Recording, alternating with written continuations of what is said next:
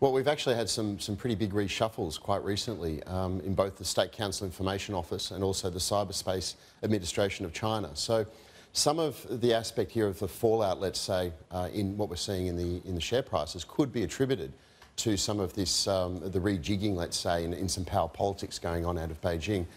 And one thing we're hoping in certain respects is the market doesn't grip it like it did back in 2015, where we saw a lot of purging go on, and the Macau names, for example, got hit quite hard, and it took them quite a while to recover. But one of the benefits in this space is that obviously it's at the forefront in relation to the new economy and how China has put forward, particularly for the 2020 plan, that this is an area that it wants to emphasise on. So, you know, in our view, this is probably very much as much about a differentiation in valuation from NASDAQ, because as that chart showed that you had prior up, the first 2 quarters of this year was very much about capital flowing out of the NASDAQ back out towards Hong Kong listed names, given the higher valuation differential in the States. So, you know, a name like Tencent really had played a huge amount in relation to an absolute percentage of the Hang Seng rally due to that capital relocation as well.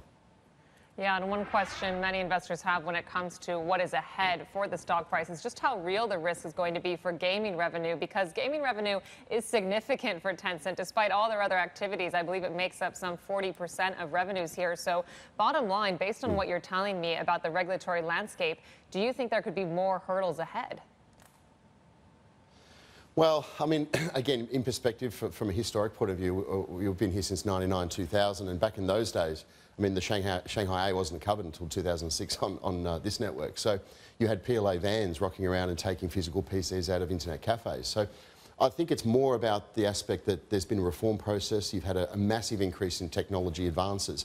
And a company like Tencent's very much at the forefront. I mean, I was in Beijing last week and I literally couldn't buy a cup of coffee unless I had WeChat to pay for it. They wouldn't take currency, wouldn't take renminbi. So that's another aspect of how ingrained into the economy and society a company like Tencent's become. So this could be just a bit more about the political power play or flexing the muscle, so to speak, to ensure that there's control over such a huge aspect of the economy and society.